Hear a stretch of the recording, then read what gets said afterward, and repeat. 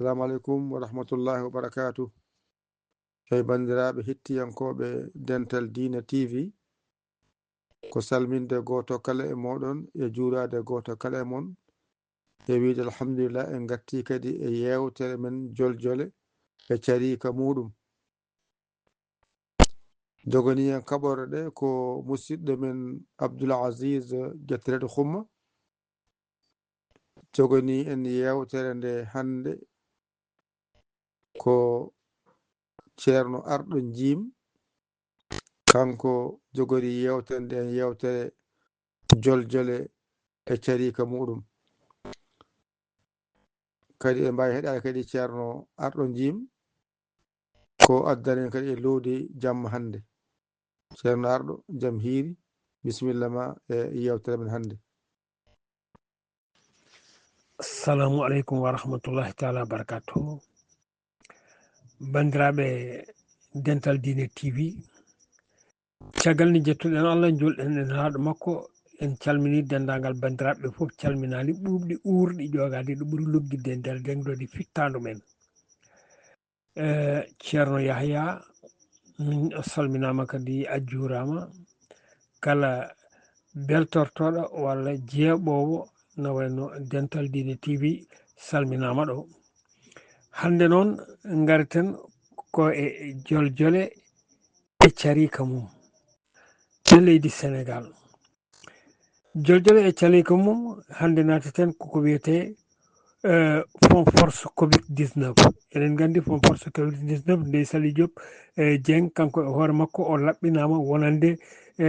ko ɓe mbi ko tumano ko o laɓɓinama ɗum. Gonnoɗo jagorgal toppitigal no wayno ɓesgu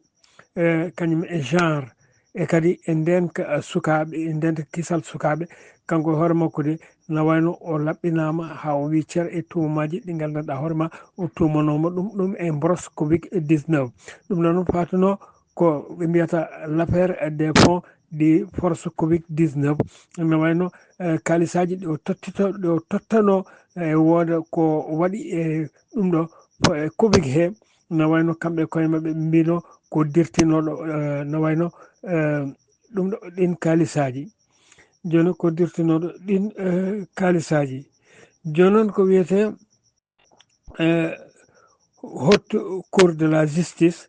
woni noon no wayno ñawore mawde ñawore towde nde nden hande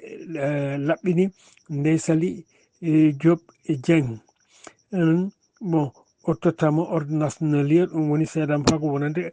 ko tumano ko ɗum kam ɗum wodani haala wodani saabu eɗen gandi kanko e hoore makko o tumanoma kono yaha e 50 million wiya ko dirtini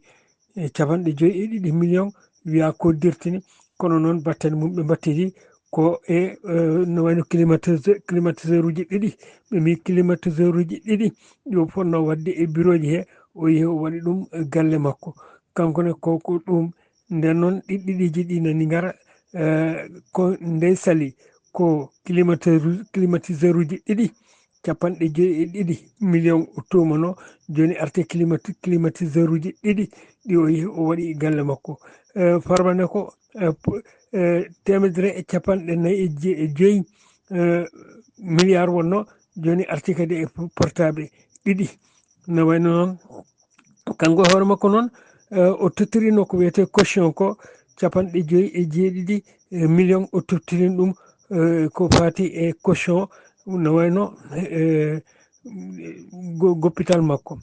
o woppitanoma noon e on saaha kono joni oɗo saaha joni kay wadde wiyama o laaɓi ha o wi ceer so tawi kadi en paati e Aissatou Sophie Gladima. Aissatou Sophie Gladima kanko wonno maire mo Joal Fadiouth kankone kadi de no wayno mo tumano ha o jogui ha o nagganoma omo jeeyano noon e jagorɗe 5 woni ministre uji 5 ɗi gandanɗa hoorema ko ministre uji makki gonno tawa ina nagga joni o tumano kankone wonde ko o dirtini kono yaha 73 million ɗum ɗo noon ko gam maade ko wayno anama hôpital goto no bawɗo fabade woni rafaɓe rafi Covid ɓe mbi bon o itti tuma onon haalaɓe ha wi cer saabu o wi ndin jawdi ndi o tottono ngam maade on hôpital ko gonga ina woodi kono noon no wayno matériel ponnoɗo wadde maade hôpital o matériel o holliɓe yoɓe qiiso kalis o tottiɓe facture aji haalaɓe ha wi cer kadi entrepreneur ponnoɗo maade hôpital o totti o yoɓi entrepreneur o kalis mum haalaɓe ha wi cer ɗum ɗo noon ɓe ƴeewi kadi bon joni ɓe mbinomo kanko hoore makko kadi yo wat caution beele o heɓa jeytare hoore makko o salinoma noon wonande ɓaade kanko o ñamani haydara o yoɓata caggal mum noon ɓe mbaɗaninmo jawo ko wiyete bracelet électronique ko ɓe mbaɗanimo jawo ngo ɗum ɗon noon no wayno on ɗon centre no wayno jogorno mahede ko toon to Kédougou o holliɓe kadi no wayno gueɗe ɗe foof juɓɓi foof ɗo amen ɗo haydara mankani heddi noon koto Kédougou naaɓe kamɓe koye mabɓe ɓe nanodirani taw ɗo ɗuma ɗo hôpital o walla dispatéré o jogori waɗede ɗum ɗon adduno caɗele maɓɓe so tawi en ɓenni ɗon eɗen gandi kadi no wayno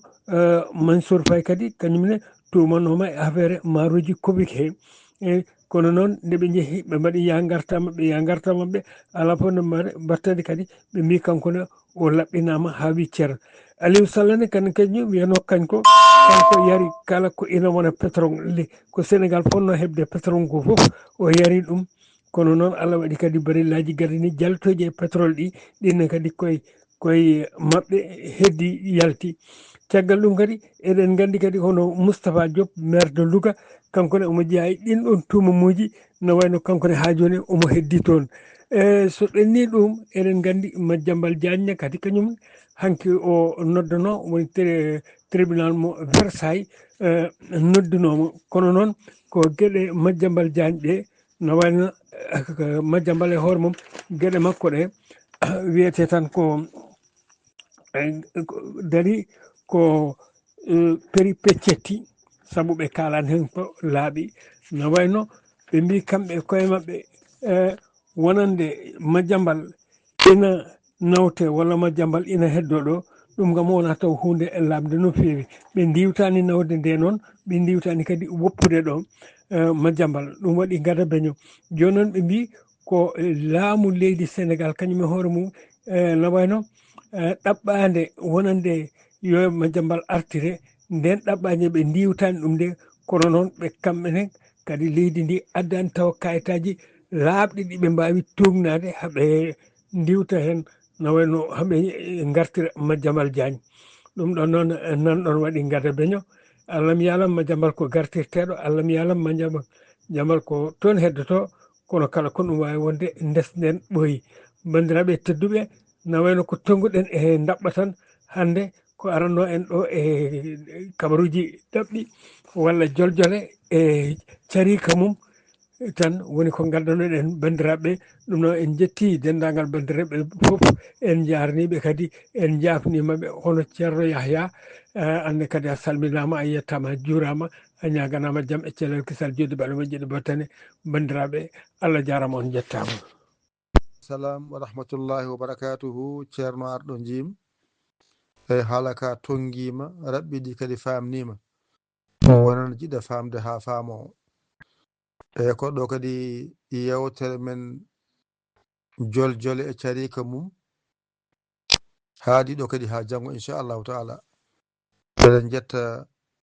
dendagal hettiyankoɓe